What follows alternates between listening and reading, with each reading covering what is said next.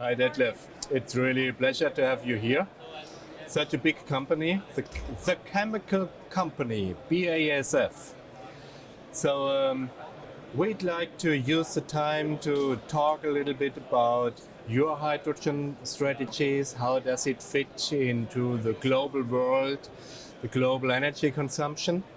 And so my first question would be, I've heard so much about the decarbonization of the chemical industry and especially of BASF. Would you like to explain a little bit what are your steps on this really challenging road? Yes, well, Rainer, thanks for having me here, of course, at the hydrogen conference. And you're right, we should not start with hydrogen, we should talk about decarbonization, because, let's be honest, the ultimate goal for a sustainable world will be to have it decarbonized. And thinking about what BASF has been doing, we have a track record, if you like, of decarbonizing, because I honestly believe that sustainability and decarbonization and the business to grow actually go hand in hand. You mentioned the chemical company, we've changed it slightly. We actually say we create chemistry for the future, and specifically for sustainable one. And maybe just to frame it into numbers, we just related, we have both been in the companies, you with TÜV, me with BASF, close to 30 years. So let's go back 30 years. In 1990, BASF had, and we are an energy intensive chemical industry, around 40 million tons of CO2 or greenhouse gas emissions. This is a lot. Today, it's around 22. Right. So, you already see with that number that we have reduced our emissions by close to 45% in those 30 years. And the next question comes, where is this journey going? Can you just linearly extrapolate this to zero? And we have tried to find a realistic approach. So our ambition in the decade now is to come close to 60 million, which is another further reduction of 25%. And then go towards net zero like most companies, but this also relates it to the Green Deal for Fit for 55. And in fact, it will go beyond that.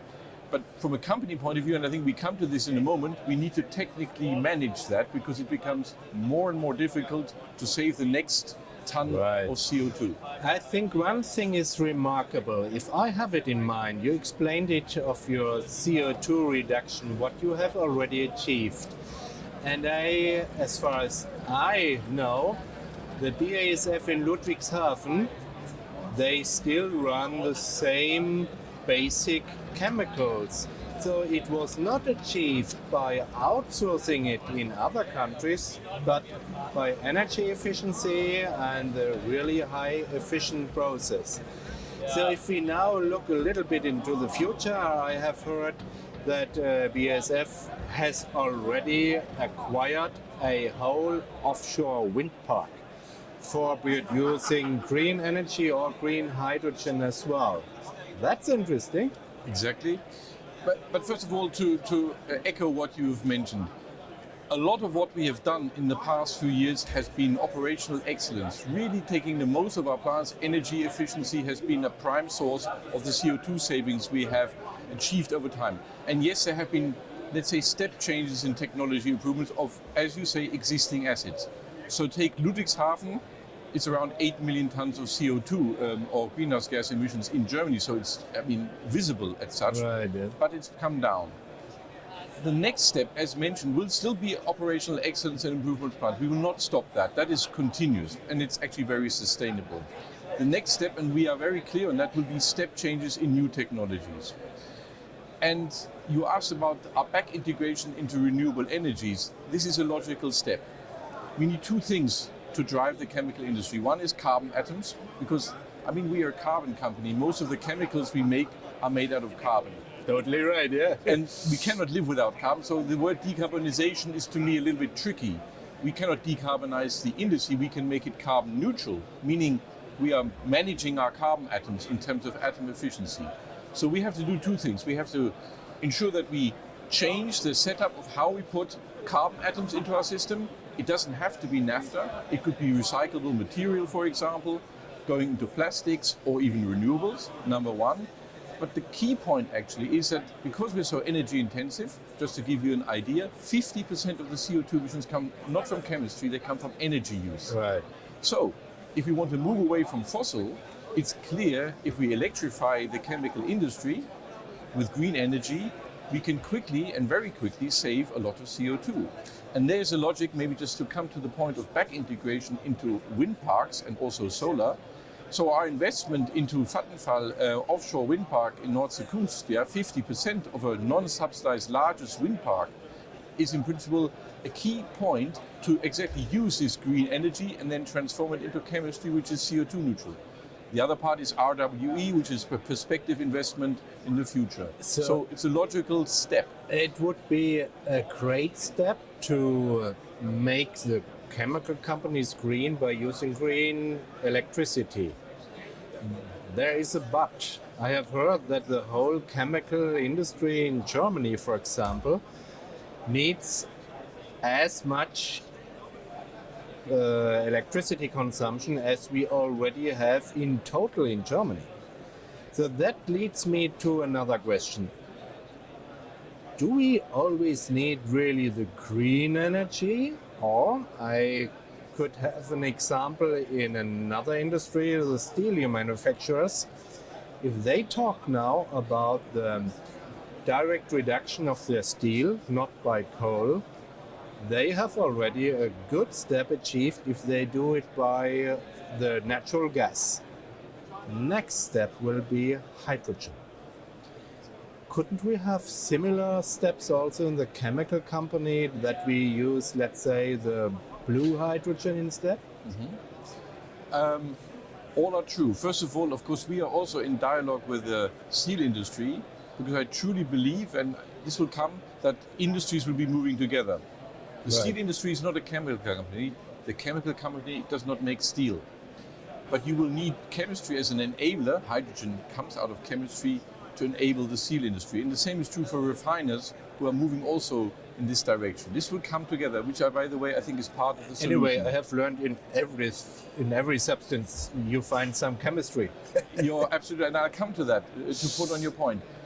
Coming back to your question, how do we best utilize the very valuable and still very expensive, but also not abundant green energy at best used to save CO2? That is a question to ask.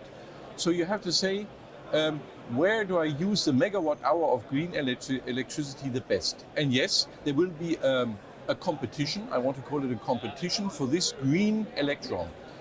Does it go best into mobility to save CO2? Does it go best into the steel industry with, for example, direct reduction? Right. Yeah. Or do you have a multitude of opportunities, let's say, in chemistry? And I'll give you one example which of course relates to the hydrogen part of things.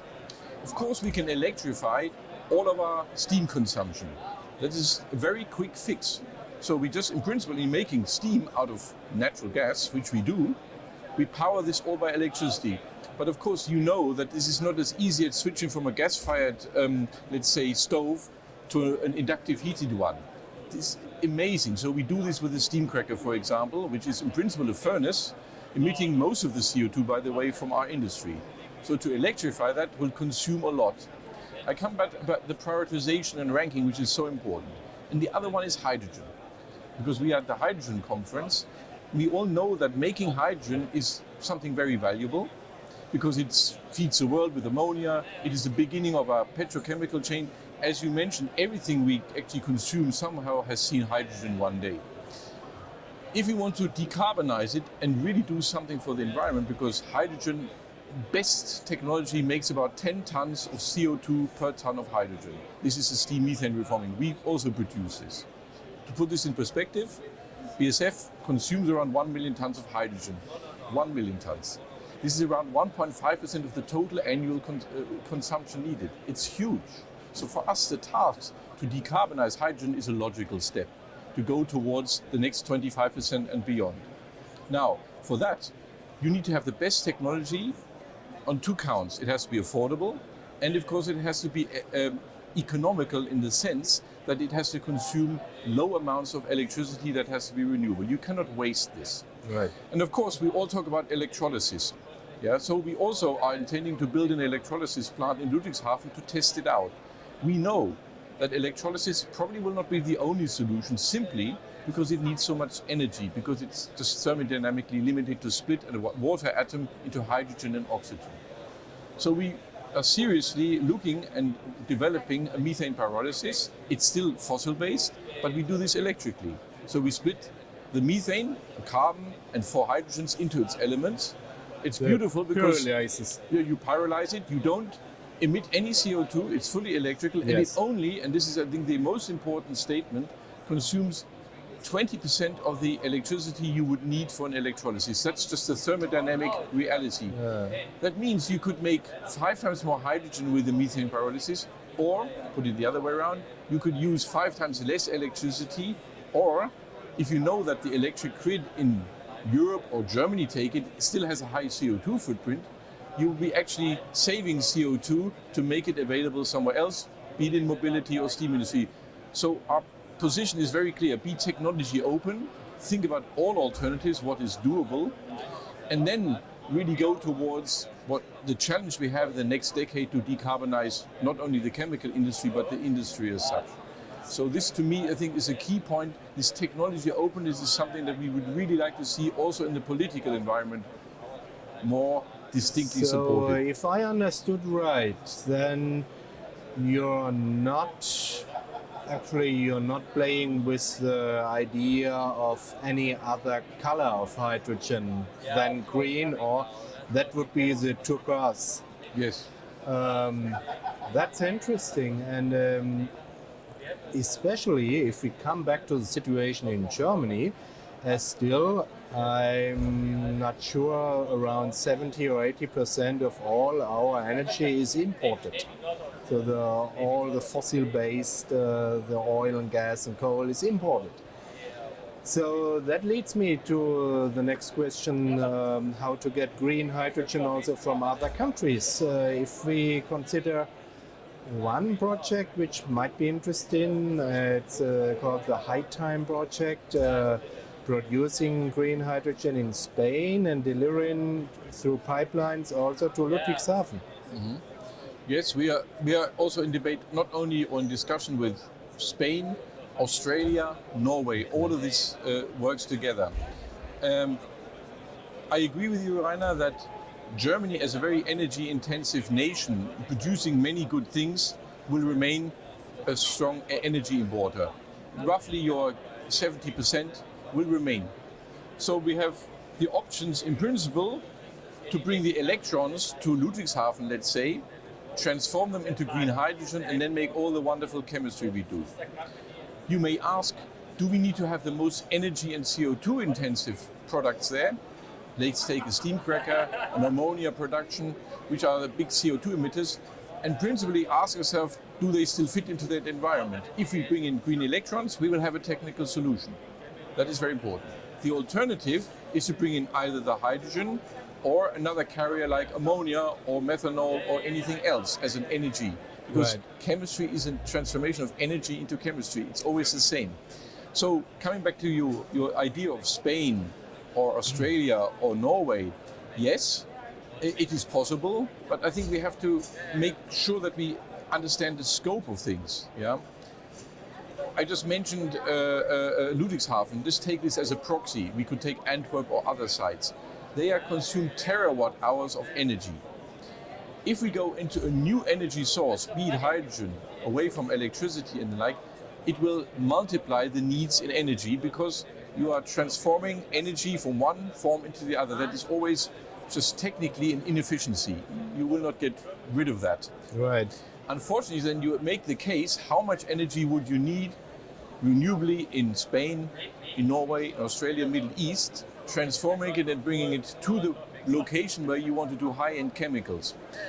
That would actually incur a higher price, obviously. It is a solution from a CO2 point of view, but there will be a price to pay. And I think we cannot deny that going towards a more sustainable environment is doable technically, but it will cost us, the consumer, the customers, I think quite there's a jump to take towards sustainability, meaning that you have the willingness to pay.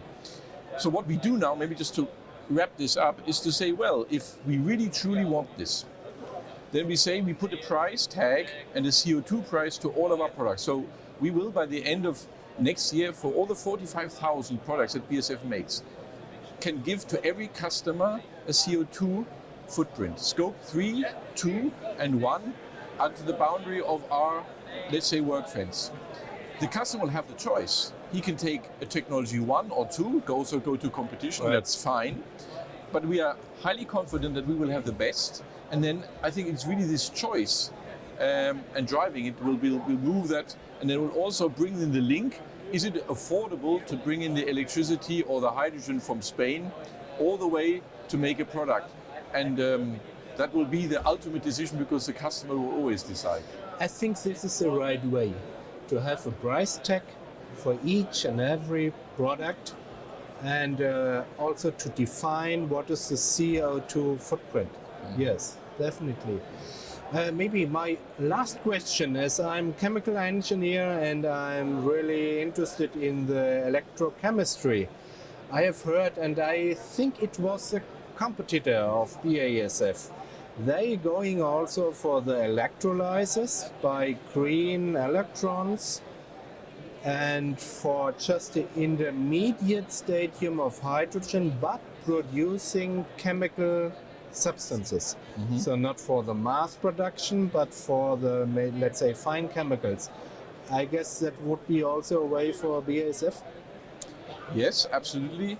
Again, I come to the point, how much value you get out of a green electron. This is to me the question. Right, if you yeah. go into a commodity market like hydrogen, I mean, now hydrogen, everybody is talking about it, is a commodity at the end of the day. If you burn it, for example, and use it for fuel, if you go into high-end chemicals, and then you can talk about electrolysis, it will have a clear niche because it adds value. And using it in terms of electrochemistry for chemistry, we also do this already, by the way.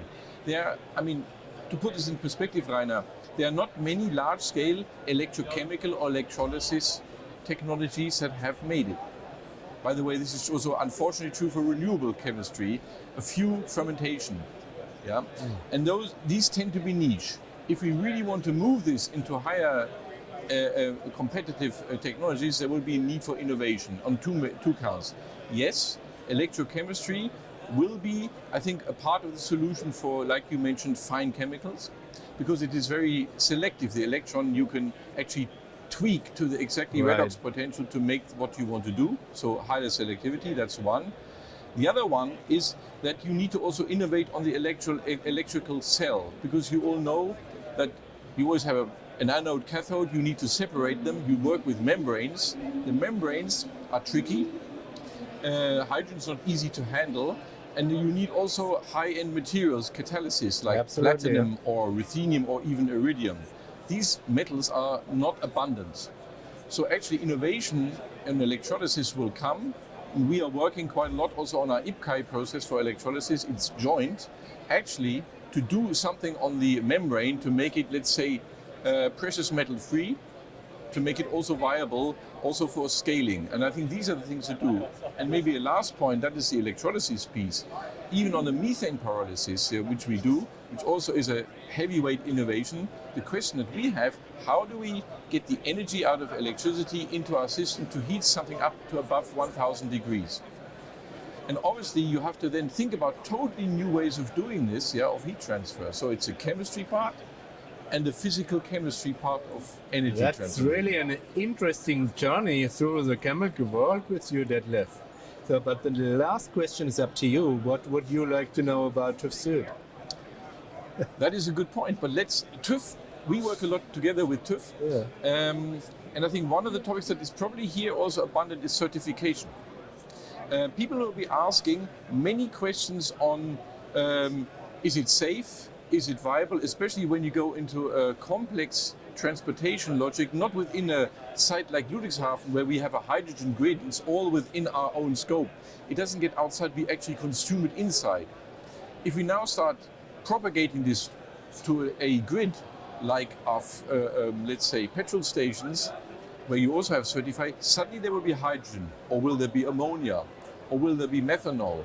So to me the question is, what is TÜV doing to find a, let's say, doable, reasonable certification that ensures that for the customer who will be using the fuel, everything remains safe? Perfect question, thank you. First, we are all aware that hydrogen is a very old technology, used for more than 100 years. I know it from my university, the Haber-Bosch. First time the synthesis of ammonia. But you pointed out, now hydrogen enters into other sectors, to the mobility, even to households, and that's an interesting question. So there's a lot to do for the explosion hazards, that's for sure. Absolutely. And talking about certification, the biggest work will be to deliver reliable standards. And I would say it's not that interesting green or gray or no. The hydrogen, the produced hydrogen needs also a tag, as you described with your products. What is the amount of CO2? And it's really tricky because you can produce perfectly green hydrogen and you pack it in a trailer, in a diesel engine trailer, and deliver it 250 kilometers, and then the hydrogen becomes gray. So it's really tricky, and this is where we're working on. But that just to follow up on that, Rainer, I think this is interesting. I mean, we talked a little bit just in this conference about the guarantee of origin, for example, and many other aspects. And people are now trying to find a simple way of calibrating. Is it really green? Meaning, or I don't like the word green. Is it really CO2 neutral or better than, let's say, the alternative? And I mentioned the hydrogen today has the 10 tons. And even if you transport it, it becomes maybe 11, 12. So from a consumer point of view, and if I want to have a feel-good effect when I fuel my car, or I go into a truck that transport the goods to, let's say, a supermarket or to the retail, I just want to know that the transportation is truly better, meaning there has to be a difference. And I think this calibration and the discussion, I think across the world needs a unified understanding and system, because it goes beyond, let's say, satisfying the consumer for a feel-good effect, so he gets an AA plus CO2 certificate. You need a consistency across the globe. I mean, the European Union is talking about border adjustment taxes. I mean, I'm really thinking this through. You know, steel or ammonia ends up at the border of one country. It doesn't have to be Europe, and there will be a person asking, and how is this certified? Do I need to add a levy to bring it in or out? This is going to be a tough call. Yes. And it's a danger as well. And I always ask the same question: can we keep it simple, not too complex? I know it isn't simple, the answer, but I think we will need it. And then TÜV, of course, plays an ultimate role, because I think an objective opinion is important, because, of course, the chemical industry, the steel industry, the mobility industry will all be, let's say, prone to a certain bias. And there has to be a kind of arbitrary, an arbitrator, if you like, or an objectiveness that probably the institutions like TÜV can supply. So that is actually good. I'm afraid to say it won't be simple. And it's always to define, do we have a well-to-gate? Yes. Or for mobility, a well-to-wheel definition. So well-to-gate, yes, you can define it quite well. You have your green hydrogen projects in Morocco, and you transport Absolutely. it via the ship or pipeline. And then you can define it. If you take it then in Ludwigshafen, then you can quite clearly define what is really the CO2 footprint of this type of hydrogen. But if you have it then and take it and pack it into your car, or you deliver it through another grid, a gas grid, to a household appliance, then it's another story. But I think we are really at this beginning of a amazing hydrogen journey. And maybe just one final comment then. I mean, I mentioned this product carbon footprint. So we have it really balanced all the way until well to gate. Yeah. Yes. What our customers actually do with the products we make, of course, is up to them. Right. And of course, think it through. It is not only towards the use, but then end of life and hopefully bringing it back, which actually then would close the loop and reduce it again. So we talk about this also when we think about plastic recycling, chemical recycling, bringing material back. That is one direction to go. And I think the true art, and probably, I don't know, TÜV will be working on this, we have to digitalize it. It has to be one parcel. You will not be having sheets doing this. It will all be kind of barcoded all the way through. With a click, you can get the number. With an app, Right. the customer can decide. But That that is would future be, thinking. That would be quite a stuff for a second interview. But Detlef was perfect. Thank you for this chatting with you, and let's proceed in that way. Yeah. Okay, thanks for you. having me here. Bye. Bye now.